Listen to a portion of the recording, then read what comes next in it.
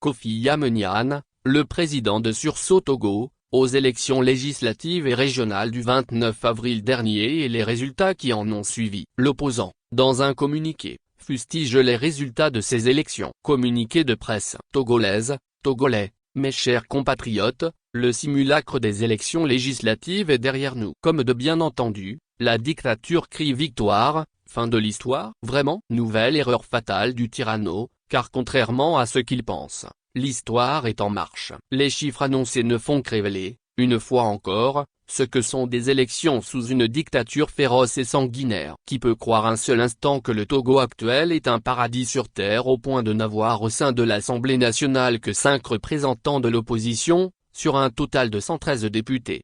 Sur place comme dans les pays de la sous-région, dans les institutions internationales africaines, dans les pays européens, aux USA, au Canada, partout dans le monde, personne n'y croit. La junte se ridiculise sur toute la planète, une fois de plus. Je tiens à féliciter les 80% d'abstentionnistes pour leur clairvoyance et leur maturité politique. Je félicite de même tous les sympathisants de l'opposition qui ont voté pour dire non au régime et qui ont protégé leur vote, tenté d'empêcher les fraudes massives au péril de leur intégrité physique. Partout sur l'ensemble du territoire national, dans tous les bureaux de vote, jusqu'au fin fond de la partie septentrionale du pays.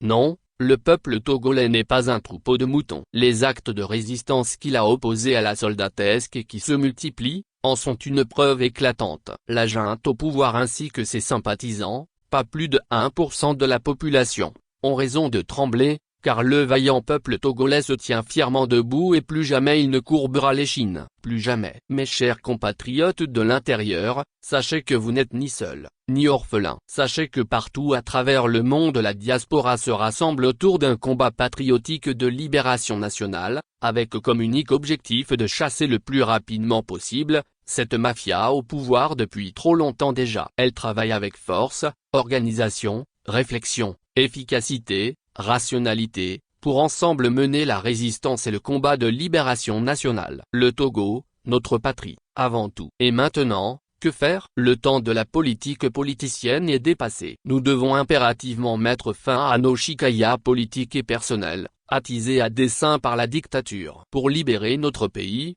nous devons tous être unis. Tous. À cette unique condition, nous pourrons mener le combat et vaincre ceux qui nous humilient depuis si longtemps. Retrouvons notre fierté laminée par des décennies d'oppression. Je suis certain que tous ensemble, citoyens de l'intérieur comme de l'extérieur, dans un mouvement puissant de libération nationale, nous créerons un raz-de-marée tel que la dictature ne pourra pas résister. Nous retrouverons alors notre patrie libérée, telle qu'elle n'aurait jamais dû cesser d'être, lors de l'humanité.